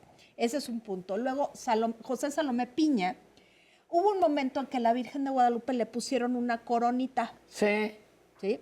Que se ven en algunas imágenes del siglo XVIII, se ve esta coronita así, que la quitaron. Justo José Salomé Piña, que fue un pintor del siglo XIX, le quita la coronita para poder hacer la coronación de 1898. La del padre Plancarte, que decíamos. Exactamente, que fue hubo varias cosas alrededor de Ay, esta nos tienes que coronación. contar ese chisme de... Es que hay muchos chismes Sí, sí, es que es padrísimo. Eso, ¿sabes qué? Hay que escribir el código Guadalupe, órale, a 4 manos a 6. Estaría divertidísimo. Bueno, el padre Stafford Poole es un sacerdote de vicentino, es un historiador que aborda toda la cuestión guadalupana a partir de que él hace primero la biografía de Joaquín García Cabalceta, que es el antiaparicionista más primer antiaparicionista, cerrado, sí. que era también vicentino, o sea, era un señor casado que era colaborador de los vicentinos. Entonces, él hace muy interesante la figura. Entonces, Stafford Poole, que aún vive, se puso a hacer toda la investigación, y hay un libro que está en inglés, que ya está traducido al español, que se llama Las controversias guadalupanas. No está publicado, pero existe la traducción. Ahí hace toda la historia de las controversias, desde que Zumárraga dijo, pues yo no sé nada, más bien no dijo nada, hasta el último pleito de la canonización con Norberto Rivera en 2002. O sea, hace todo ese recorrido y realmente es algo súper interesante. ¿Cómo se llama para buscarlo? The Guadalupe Controversies. Que es y está la traducción. ¿En internet la encontramos? No, la traducción no está publicada. Es más, yo la hice. Ay, ponla, oye, súbela. Por favor, móchate. Se va a publicar. Se va a publicar por la Sociedad Mexicana de Historia Eclesiástica, pero todavía no, porque está como en filita. Ok. Pero existe en inglés. Centenas de comentarios que puedo decir yo en todas las redes. Adelante, por favor. Bueno, solo da tiempo de leer al aire algunos, pero ahí se quedan para que los consulte más adelante. Mauricio Reyes en Facebook Live: la gente cree lo que quiera creer, aunque no exista ninguna razón para creerlo. Y dice Alejandro Espejel: es un programa para el olvido, seguir manteniendo una farsa. También nos dice: no tengo religión, mi más sentido crítico me llevó a investigar y no creer en lo que te inculcan desde la infancia. Todos estos comentarios son más en el tema de lo religioso. Y ya en lo práctico, en lo cotidiano, a lo que yo me sumo también, Aurora nos dice, Aurora González: está padre que le celebren a la Lupita, bailen, canten, recen, prendan sus cirios, pero dejen dormir, respeten sus creencias. Y los pobres perros. Los perritos. Yo ayer, de verdad, mi pobre perra estaba ahí en la mañana. Mi perro sufrió horrible. Sí. Yo pienso que, ¿cómo han de escuchar ellos y de percibir el ruido que a nosotros nos suena tan fuerte? Bueno, ya inventaron una caseta. La vi anunciada ayer, claro, es impagable. Pero era una caseta insonorizada, así toda modernista, y es una casita para perro que según esto no oyen ni tronidos ni sonidos estruendosos. Ahora falta que primero yo tenga espacio para meterle y dinero para no pagarla. Hubiera pirotecnia. Bueno, además por la contaminación y el calentamiento global. Hay otras formas de celebrar, no sé, por ejemplo, la gastronómica. En mi familia todos los 12 de diciembre nos reunimos y mi abuelita hace un mole delicioso. Ay, por Dios. Nos pueden contar, por ejemplo. El recalentado, yo te traigo, la verdad sí es muy rico. Y eso también nos están platicando, ¿no? Que son festejos y fiestas familiares, el sentido de comunidad del cual nos hablaban, es otro aspecto interesante de analizar hoy. También nos han hablado del museo, y Ana Ramírez dice que está muy padre. Mi familia y yo hemos ido muchas veces a la Basílica y nunca habíamos entrado al museo. Hace un mes fuimos y vale mucho la pena, retomando el tema del turismo. Es que son tantos subtemas en este que ahorita vamos a platicar de verdad, esto de cómo prende pasiones los atentados.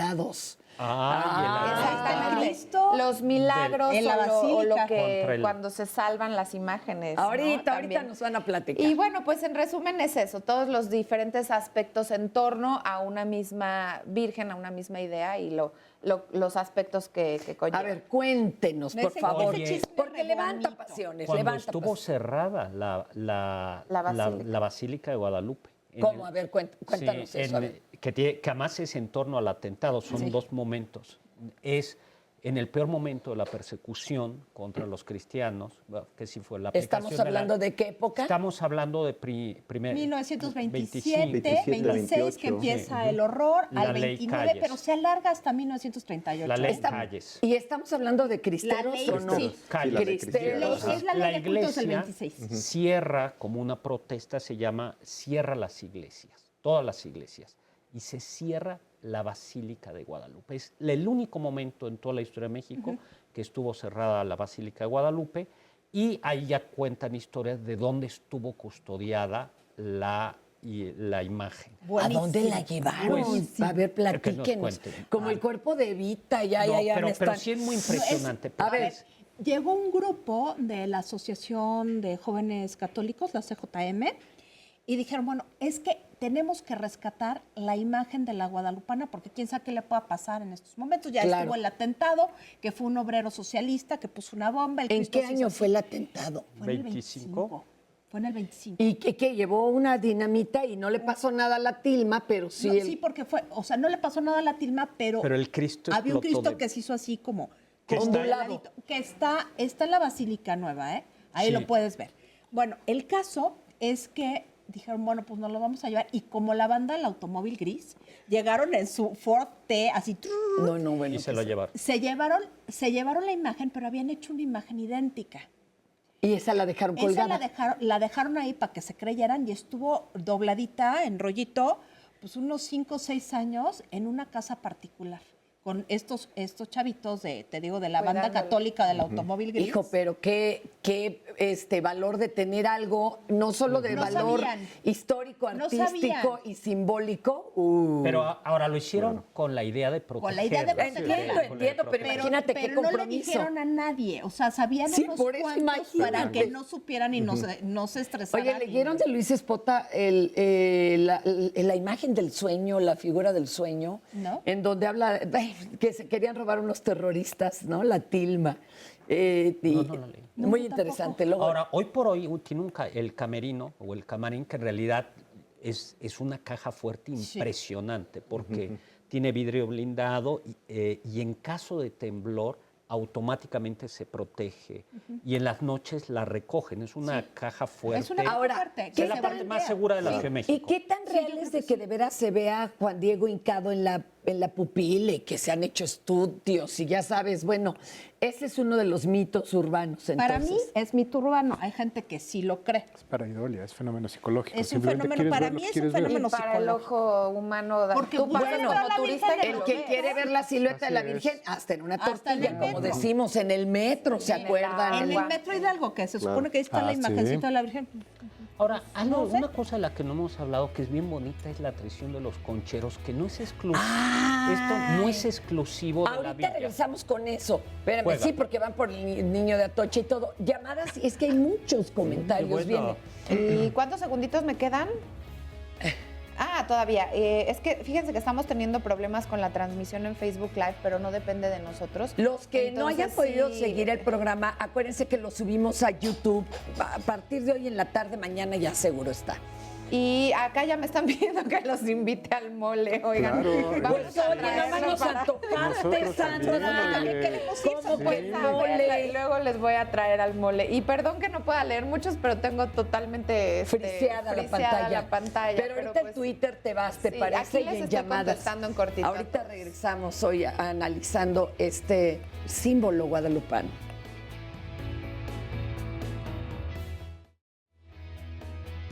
El gran momento en el que la Virgen de Guadalupe se nacionaliza es en el siglo XIX, justo con la Guerra de Independencia, cuando la Virgen de Guadalupe se va a convertir en el símbolo de los insurgentes. Sin duda ya la Virgen de Guadalupe es un fenómeno en prácticamente todo el país, pero ha sido paulatino. ¿Y en el mundo? Y en el mundo. La Virgen que trajeron los españoles era la de los remedios, porque es la que protegía justamente a los conquistadores. Aparece la Virgen de Guadalupe y es la más cercana. Y la polémica es siempre entre, pues es la cercana a los criollos españoles, es la cercana a los indígenas. Realmente la historia guadalupana, no la de la devoción guadalupana, sino la historia de todo lo que está alrededor del culto guadalupano, es una historia de Sherlock Holmes. La creencia de la gente le da un sentido. Ese creo que sería el punto fundamental. ¿Por qué lo cree la gente? ¿Por qué se aparece? Cada vez se ha parecido a la Virgen cuando la gente tiene una necesidad. Hay un punto muy interesante. La estructura de la narración es exactamente igual a las apariciones de las vírgenes europeas. Todas estas vírgenes que tienen la historia de un niño o campesino pobre, o sea, alguien vulnerable que se la encuentra Ocurre un milagro y empieza la veneración, y es una veneración popular. Porque esas ideas, al final de cuentas, inclusive la propia fe, que significa el latín fides, mueve a las personas. Puedo yo creer en la Virgen de Guadalupe, pero no soy católico. No puedo ser yo católico y no creer en la Virgen de Guadalupe. Hay algo más allá que la parte de la razón. Yo creo que puede ser el concepto de la fe, que hace que la gente se levante temprano, hace que la gente tenga, es que me hizo este milagro. Es un fenómeno de identidad, no tanto porque sea el estereotipo del mexicano, sino porque va a reflejar justamente cómo se conformó la nación. Y lo único que hace es perjudicar, porque entonces impide la diversidad de opiniones, la diversidad de juicios que podemos tener interno. Juárez fue muy cuidadoso y aunque derrumbaron iglesias y reformas, con la Virgen de Guadalupe no se metió. ¿Qué tal?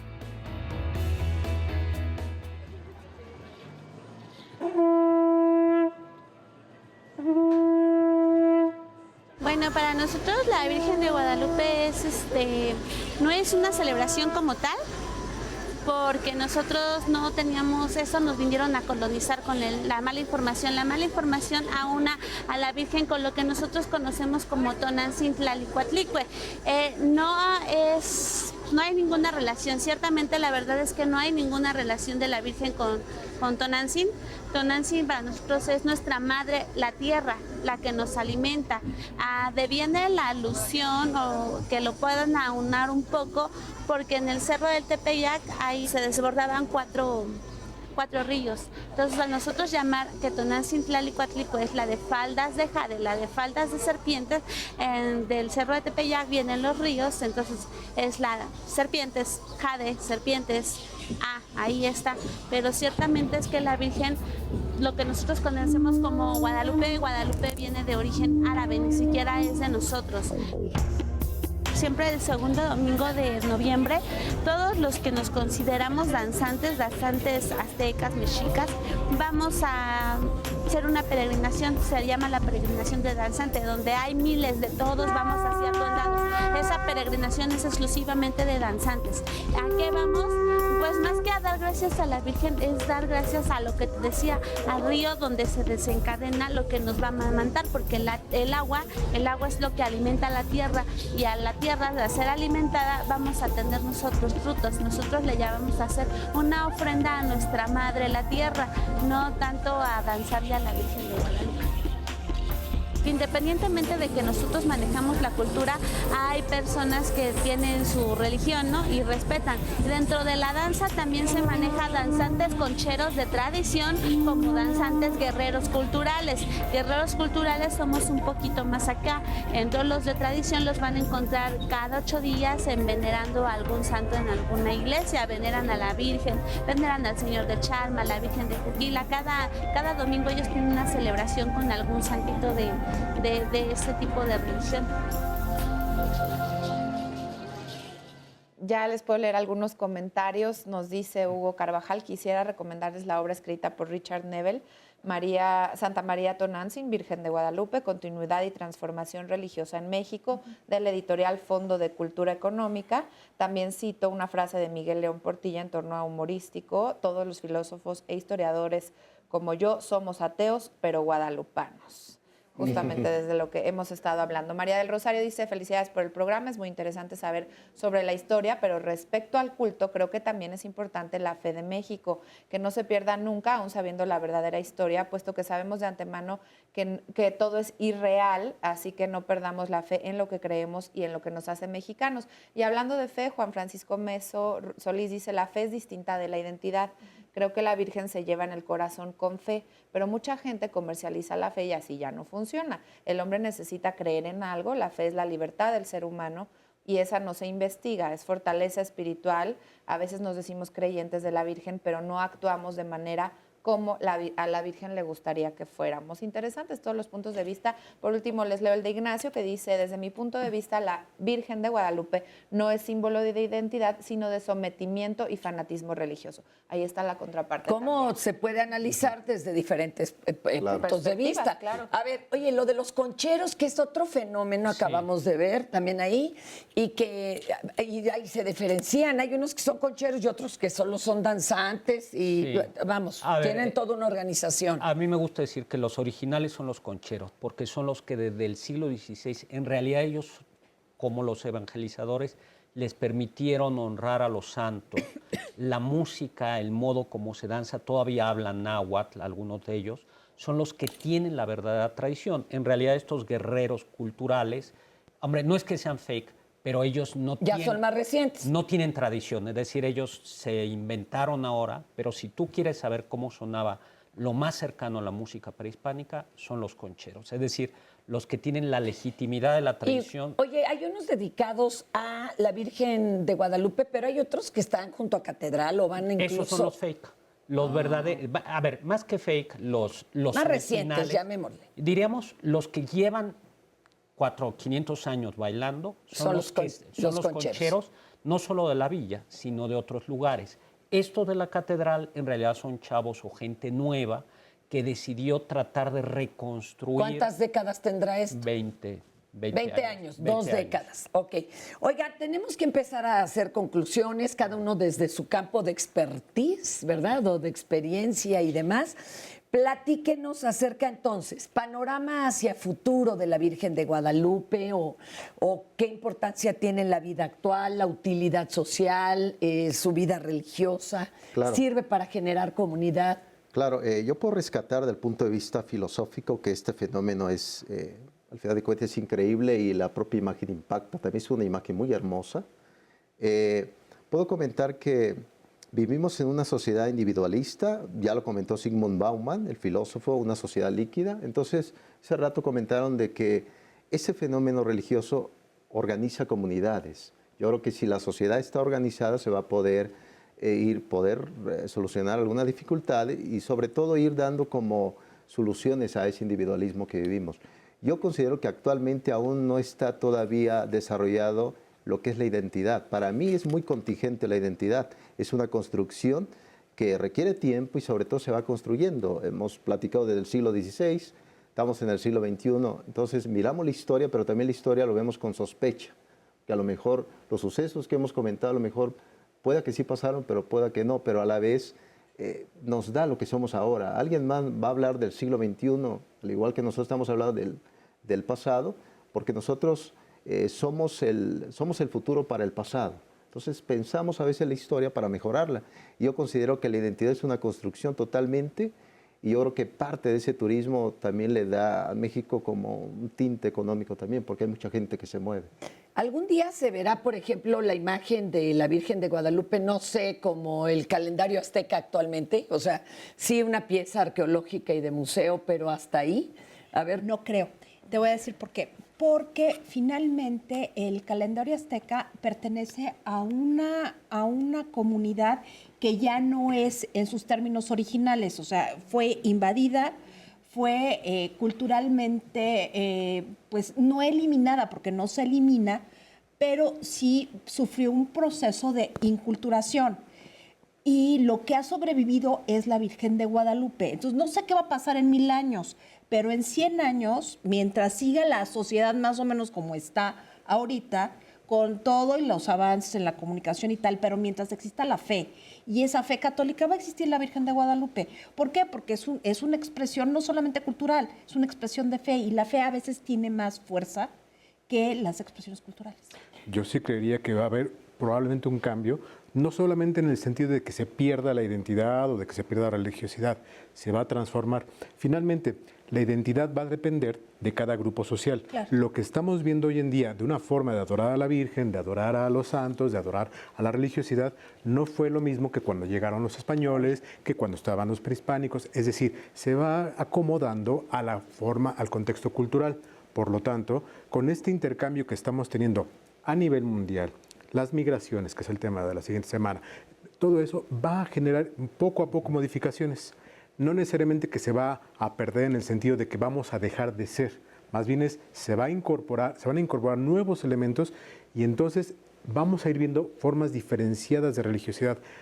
Es esta apropiación la que le permite a la fe, al grupo religioso, sostenerse.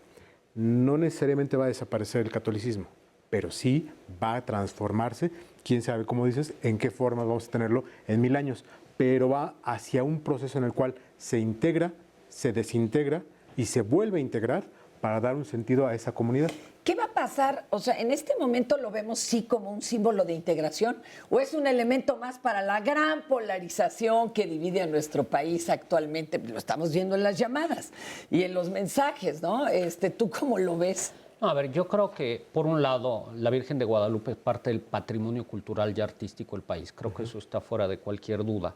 Dos, Esto a nivel estético, a nivel cultural. Ahora, es cierto, en la medida que México está siendo menos católico y menos cristiano, poco a poco la Virgen de Guadalupe, como símbolo del catolicismo mexicano, va a ser más criticado. O sea, los comentarios que recibimos hace 20 años no hubieran sido posibles. Impensable. Pero eso es un fenómeno que está pasando en todo el mundo. Yo creo que tardará mucho en que este país llegue a ser poscristiano, ¿no?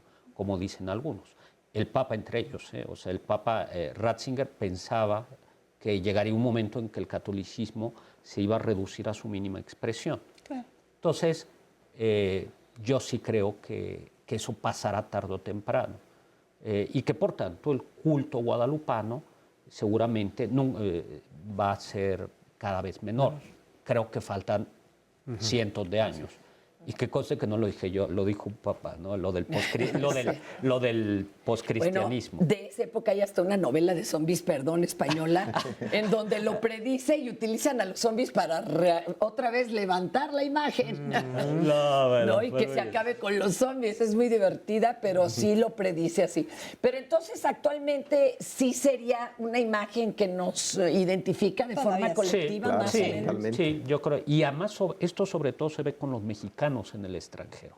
Cuando uno va a la frontera, al norte de la frontera, la fiesta de la Virgen de Guadalupe es, junto con el 16-15 de septiembre, una fiesta que a los 10 millones de mexicanos que están en Estados Unidos los une. Entonces, bueno, y allá les pega más también el 5 de mayo. El 5 de mayo, eso era lo que estaba pero pensando. no a los mexicanos. Los mexicanos, es decir, los mexicanos celebran el 16 y el 12 de septiembre, porque se dan cuenta, porque ellos quieren ser mexicanos. Entonces, yo creo que sigue siendo un símbolo. Sí. De algunas de las llamadas que nos puedas compartir, mi querida Sandra, ¿usted quiere agregar, maestro? Venga. Que lo que tenemos ha ido creciendo esta peregrinación. Hace 2 años eran 6 millones, hace un año eran 10 millones ya los que habían llegado a la basílica. Eso, qué interesante. Está incrementándose. Y la migración que genera, porque hay quien se queda. Decían hace años que se quedaban 250,000 personas de estos que venían en peregrinación ya a radicar en la capital y que además, bueno, la mayoría no en las mejores condiciones económicas, desgraciadamente. Entonces, eso es otro fenómeno. Ahora que hablamos de migraciones, también las abandono de perros. El abandono de perros. Eso no, por favor, no lo hagan, mis amores. Oigan, nos preguntan, da tiempo rapidísimo de responder, desde el punto de vista teológico, ¿los cultos y misticismo de la adoración de la Virgen de Guadalupe se consideran católicos? Sí, claro. Sí, por supuesto. O sea, ¿siempre se han considerado o hasta que se canonizó a Juan Diego? No. El culto es inmemorial y es la Virgen María. Y es una advocación de la Virgen María. Entonces no hay duda de que el culto es completamente católico. Y por otro lado les dicen gracias a Diálogos y por supuesto a nuestros invitados y a toda la gente que se sumó para abrir el diálogo, para validar todas las posturas de creencias. Pues ahora sí que, ¿no? Pues faltaba más. Todas las voces caben y no tenemos por qué pelearnos. Una no nulifica a la otra últimamente. Oigan, vamos ahora a hablar de teatro, ¿les parece? Con mi querido Andrés Castuera. ¿Cómo estás, Andresito? Bien, pues. Oye, que hoy nos traes una obra. Hoy vamos a contrapuntear con el tema, definitivamente. Totalmente, pero bueno, es que contrapunteaba hasta contra los rockers. Sí, realmente es una historia que fue famosa mundialmente, la famosa historia de Sid Vicious y Nancy, ¿no? Vocalista, el bajista de Sex Pistols, que, causó una polémica a nivel mundial, sobre todo porque fue la primera boy band, ¿no? Del mundo de los Sex Pistols y bueno, todo lo que pasó. ¿La consideras una boy band? Bueno, así se no, porque al final el punk. Nos van a venir a balear por eso y no por la Virgen, ¿eh? O sea. No, bueno, así fue considerada por la historia. Obviamente ellos hicieron todo un rompimiento con el movimiento anárquico contra la reina Isabel y todo. Pero bueno, es una historia muy interesante porque Javier Márquez, dramaturgo mexicano, y Laura Muñoz, quien la dirige, le dan una visión de la vigencia que tiene el movimiento punk en la anarquía que se está viviendo o la pseudoanarquía que se está viviendo, porque finalmente lo que ellos peleaban era contra un imperio británico cada vez más castrante, cada vez más aplastante, y de pronto ya no sabemos por dónde va la anarquía o por dónde van las cosas. Y hace una obra que es un collage, fíjate, no la cuentan de forma lineal, no te van contando el asesinato, que si lo hizo, toda esta polémica, que si él había matado, que ya mucho tiempo después salió que había sido un dealer que había llegado a cobrarles una deuda y que la había matado a ella para culparlo a él. Finalmente, todo lo que sabemos que pasó, que él sale de la cárcel y se mata porque había hecho un pacto de muerte con Nancy, ¿no? Le llama la directora Laura Muñoz, dice, pues es el Romeo y Julieta de nuestras juventudes, ¿no? Finalmente es el Romeo y Julieta contemporáneo. Y lo va contando de pronto la historia del grupo, de pronto te cuenta la polémica, nos se mete en el interior del personaje de Sid Vicious, ¿no? Que dice, sí, bueno, sí, toda la vida fui un vicioso, pero también fui un buen tipo. Vamos a ver algunas imágenes. Un enamorado. Un enamoradísimo. A ver, vamos a verlo. ¡Wow! El hombre le propone matrimonio a punta de muerte.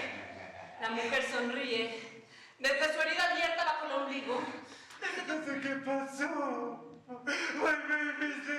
La trilogía consta de Jim Morrison, Kurt Cobain y Sid Vicious, dos del Club de los 27, y el caso de Sid Vicious, que es mucho más extremo, que tiene que ver con una muerte temprana a los 21 años.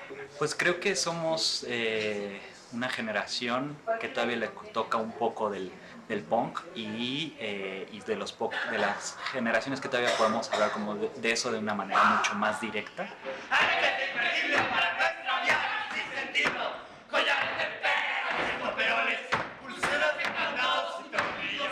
El asfalto gris sostiene muros de palacios, arcos triunfales, símbolo del poderío y la opulencia antigua.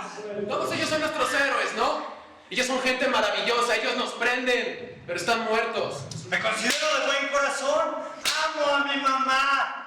Creo que nosotros como generación tomamos ese emblema de Sid y Nancy como el amor destructivo a partir de estas relaciones tóxicas, ¿no? Como lo viven ellos al límite, súper jóvenes, hasta la muerte, ¿no? Que los dos mueren muy seguido y muy consecuente a su romance.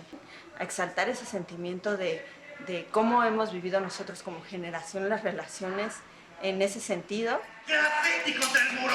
No era la A de anarquía, era la A de alarido. No era la suástica nazi. Era la herida incómoda, siempre abierta de la memoria. ¡Una ruidosa letra para aullar! ¡Enferma! ¡El contagio es inminente! ¡Ratas! Tiene una conversación muy interesante. Tiene un gusto increíble para vestirse. La rabia y la furia y la rabia en un bajo para destrozar a patadas. And did it my way. Pues bueno, está latente ese sentimiento de rebeldía, ese sentimiento de no conformidad con las cosas, esas ganas de cambiar al mundo, ¿no? Finalmente, estos chavos no tenían mucho discurso en ese sentido, esa manera de vivir intensa, entregada a lo que hacían, ¿no?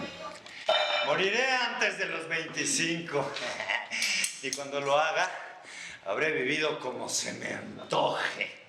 ¿Nunca tuvieron la sensación de que fueron engañados?